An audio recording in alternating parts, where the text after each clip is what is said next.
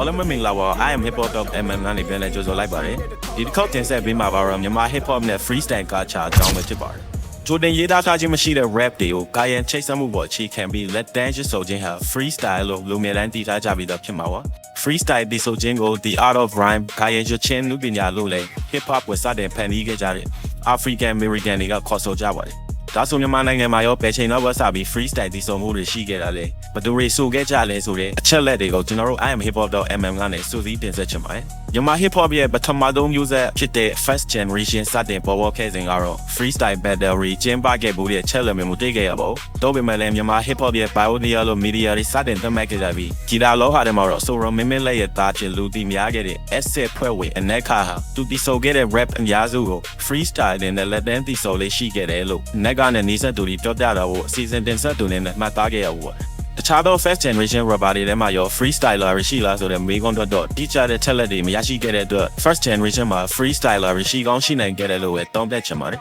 second generation နဲ့စတင်ပေါ်ပေါက်လာတော့မယ့်ချိန်2000နဲ့2003ခုနှစ်တူမှာတော့ Chusna Garden Hotel ဝင်တဲ့ Pioneer Club မှာမျိုးကျော်မြိုင်အနက်ကဘာဘူရိုတို့ senior rapper တွေအုပ်ဆောင်ပြီးကျင်းပခဲ့တဲ့ underground show တွေရှိခဲ့ပြီးအဲ့ဒီ show တွေမှာ freestyle battle ပွဲတွေလည်းပါဝင်ခဲ့ပါတယ်အဲ့ဒီပွဲမှာတော့ second generation က rapper တော်များများပါဝင်ထော်ပြေခဲ့ကြတယ်လို့သိခဲ့ရတယ်လို့ G2 Chan Awin Shelly အစရှိရဲ့ဆိုတော်တွေလည်း freestyle battle မှာပါဝင်ရှင်းပြခဲ့ကြပါတယ်အဲ့ဒီနောက်မြန်မာ hip hop ရဲ့ရွှေခေတ်လို့ပြောရမယ် second generation ရဲ့ခေတ်ကိုရောက်လာခဲ့တယ်လို့ second generation rapper တွေစုပြီး freestyle တီးဆိုခဲ့တဲ့ video ဟာဆိုရင်လည်းခုချိန်ထိမြန်မာ hip hop သမိုင်းမှာအထင်ကြီးဖြစ်နေစေ movement တစ်ခုတည်းဖြစ်ပါတယ်ဆိုမဖွင့်မှာအားတို့လေးအားလုံးတောင်းပန်လေးကိုတွင်ကပြန်တန်းလေးကာယံလေးကလည်းခုဆိုနေခဲ့တာလက်တန်းလေးမပြေရဟာကိုဒီလိုက်အားတို့တွေကလည်းဟောင်းနေပြီလားမင်းငါကိုကြည့်အခုကောင်းနေမှာအကြောင်းရတယ်ကြောင်းကကြည့်ထားအားတို့တွေကဖလိုတွေကရောနေပြီမင်းတို့တွေအားလုံးငါကိုကြည့်ပြီးတော့ဝိုင်းပြီးတော့ရှိုးနေပြီအဲ့ဒါအတူမင်းစီးတဲ့လိုက်ကနားဆွဲမင်းလည်းက iPod ကပြီးမကုန်သွားခြင်းမင်းကငါပြောမဲ့စကားတွေကြားခြင်းနားဆွဲစကားထွင်ပြည့်တယ်မနာခြင်းငါပြောတဲ့အကြောင်းတွေကမင်းပြီးစမှာပဲ2009ခုနှစ်မှာတော့ Project 1ဖွဲ့ဝင် Jamie နဲ့ Ganwin နေပြည်နယ်ရှင်ကြီး Joe Hay နဲ့ပူးပေါင်းပြီး freestyle battle ပွဲတွေကျင်းပခဲ့ပါတယ်။အဲ့ဒီပွဲမှာတော့ freestyle battle နဲ့မဟုတ်ဘဲ fashion ပြိုင်ပွဲပေါ်မှာထည့်သွင်းကျင်းပခဲ့ပြီး freestyle battle ရဲ့ champion ဖြစ်လာခဲ့တာပါတော့ Enzyme ဖြစ်ပါ။အဖြစ်တဲ့ freestyle ရင်ကျင်းမှုကလူမယ်ရီဂျာမှာတိတိတတ်တာကျယ်ပြန့်လာခဲ့ပြီး2009ခုနှစ်မှာတော့တင်ကြီးလေးအောက်ထက်က LA Club မှာ MHA ကစီစဉ်တဲ့ freestyle battle တွေ set type ပြုလုပ်ခဲ့ကြပါတယ်။အဲ့ဒီ battle တွေထဲမှာတော့ပထမဆုံး champion ဖြစ်လာခဲ့တာ Bodhi ဖြစ်ပါတယ်အဲ့ပွဲတော့အမှတ်တရတွေကတော့အများကြီးပါပဲကျွန်တော်တို့ပွဲလုပ်တဲ့ခုနှစ်က2009ပေါ့နော်တင်ကြီးလေးအောက်ထက် LA ကလပ်မှာလုပ်တာပွဲရှိကြောင်းကျွန်တော်တို့ကGDC ကနေပြီးတော့ဆင်လူပေါ်လာရဲ့ pamphlet လေးပါယူလာအခါမှာကျွန်တော်တို့အပွဲရှိကြောင်းသိပြီးတော့သွားပြန်ဖြစ်တယ်သွားပြန်ဖြစ်တဲ့အခါမှာကျွန်တော်ဒီကပေါ်လာတွေကတော့ like အားပေးတာပေါ့အဲ့တော့ပွဲကိုလာတဲ့လူတွေရောဝင်ပြိုင်တဲ့လူတွေရောလုံးဝ fashion အပြည့်ဖြုတ်ခဲ့တာအဲ့ဒါလုံးဝအမှတ်တရပဲအဲ့လိုလုံးဝမလျှော့အဲ့ဒီမှာအဲ့ပွဲတွေကိုသူကနှစ်ပတ်တစ်ခါလောက်လုပ်ပေးပြတာပေါ့နော် round တွေနဲ့ပေါ့အဲ့ပထမ round မှာ champion ကကျွန်တော်ပြီးတော့ရဲနောက်ပြီးတော့ net ကျော်ပြီးတော့ little t ပြီးတော့စာကြောတို့အဲ့လိုမျိုး champion တီးရပြီးတော့ကျွန်တော်တို့အဲ့စာကြောရုပ်ပြီးတဲ့အခါမှာကျွန်တော်တို့ပွဲတွေဆက်မလုပ်ဖြစ်တော့ပဲအကြာကြီးကြာပြီးတော့မှတော့ဒီဘက်ပွဲတွေပြန်ပေါ်လာတာပေါ့ဟုတ်နောက်ပိုင်း round တွေမှာတော့ရဲနောင် net ကျော် little t နဲ့ကွယ်လွန်သွားပြီဖြစ်တဲ့စာကြောရုပ်တို့ကအပြီးသီး champion ဖြစ်ခဲ့ကြပါတယ်ဒါပြင်အဲ့ဒီ freestyle battle တွေမှာလက်ရှိ rap game ထဲမှာ run နေကြတဲ့ Lamba, Shimon, Xboxing နဲ့ Jimmy Jacob အစရှိတဲ့ rapper တွေလည်းပါဝင်ရှင်ပြန်ခဲ့တော့ပြီးခဲ့ပါတယ်။အဲ့တော့ freestyle ပြိုင်ပွဲတွေကတော့ပြောမယ်ဆိုရင်ဒီခေတ်အထက်အများကြီးကျန်းတယ်လို့သုံးသပ်လို့ရတယ်ဟောသိလား။ဘာလို့လဲဆိုတော့အဲ့ခေတ်တုန်းကဝင်ပြိုင်တဲ့သူတွေကလည်းအဲ့လိုမျိုးဟိုတယောက်မကြံကလုံးဝအဲ့လို hip hop အဲ့ underground hip hop scene မှာအရန်ပေါက်နေတဲ့လူတွေကြီးပဲ။အဲ့တော့မမရေကဟိုပြန်ရတဲ့ဟိုဘယ်လိုပြောမလဲပြန်ဘက်တွေကအကုန်လုံးအကျန်းနေကြီးပဲအဲ့ဒီအစပြီး freestyle ရင်ကျင်းမှုကရန်ကုန်နဲ့ Manly မှာရှိတဲ့ rapper လူ manager တွေကိုအရှိန်ဟုန်ကောင်းကောင်းနဲ့စီစဉ်လာခဲ့ပါတယ်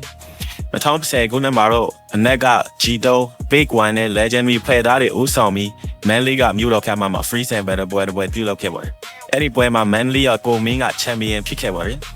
ဒါပေမဲ့လည်းဒီပွဲဟာ Manly မှာပထမဆုံးလုပ်ခဲ့တဲ့ freestyle battle မဟုတ်ခဲ့ပါဘူး။အဲ့ဒီမတိုင်ခင်က Manly မှာ freestyle battle တခုကျင်းပဖို့တယ်လို့ကြားသိခဲ့ရပေမဲ့လည်း တိကျတဲ့ချက်လက်တွေကိုတော့မစုဆောင်းနိုင်ကြပါဘူးဒီလိုမျိုး freestyle ယဉ်ကျေးမှုကျဲတဲ့လာခြင်းဟာတစ်ဖက်မှာ freestyle ယဉ်ကျေးမှုကြောင့်ထည့်သွင်းရိုက်ကူးခဲ့တဲ့ကိုတမိုင်းကိုရေးကြသူများလိုမျိုးရုပ်ရှင်တွေရဲ့တက်ရောက်ဟုတ်တဲ့ပါဝင်နေဆိုတော့ဝရညင်းလို့မရအောင် တဲ့ကောင်ကမသေးတော့ဒါပေမဲ့လည်းမတော့ရုံးမရှိအဲ့လိုစကားတွေကလည်းလုံးဝလို့ဟုတ်သည်ဒီဘကချမ်းသာတာပြီးတော့တို့တွေ ever လူတွေကတွေ့တဲ့ခေါ်ပြီးတော့ရှောက်ခဲ့ရောက်မင်းကကိုအဲ့လိုမျိုးမဟုတ်နဲ့ငါကမင်းကိုကြောက်တယ်ဒီလေလာငါ ကျွန်တော် freestyle ကိုစားဆိုခဲ့တဲ့အချိန်ကဒါ legendary ကိုမျိုးစေ့ချမဲ့အချိန်ပြောလို့ရတယ်ပေါ့နော်ကျွန်တော်ရသအိမ်မှာဆက်ဆက်ချင်းမျောခြင်းပေါ့ကျွန်တော်နဲ့ net ကြော်နေတာပင်တိုင်းပေါ့နော်အဲ့မှာနောက်ပိုင်းကျတော့ကျွန်တော်တို့ enzyme တို့ကြောက်ကျဲတို့ကျွန်တော်ပြန်လည်ဆိုကြတာပေါ့ freestyle အဲ့ကနေစပြီးတော့3လို့ပြောလို့ရတယ်ပေါ့နော် freestyle အဲ့ freestyle ဒီမှာတယောက်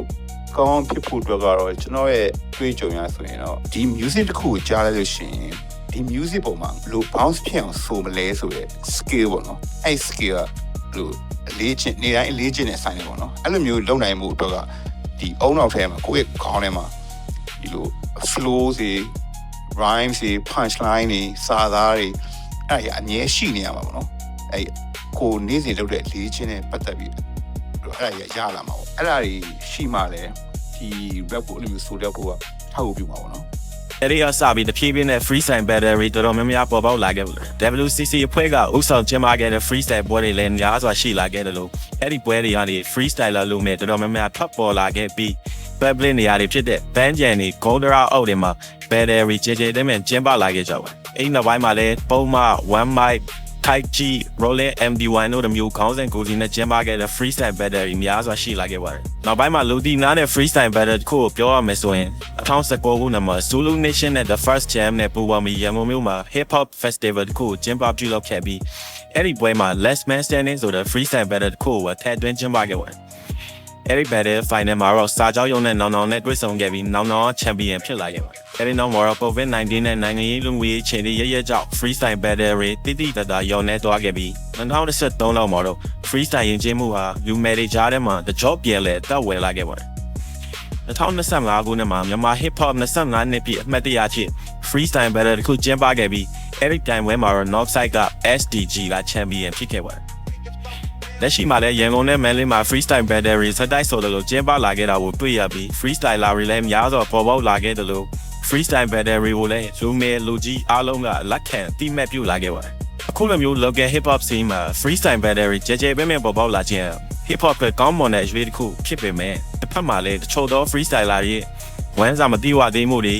နောက်ပြီးလက်တန်းတီဆိုရတဲ့အတွက်မထင်မှတ်ထားတဲ့အမှားတွေဟာ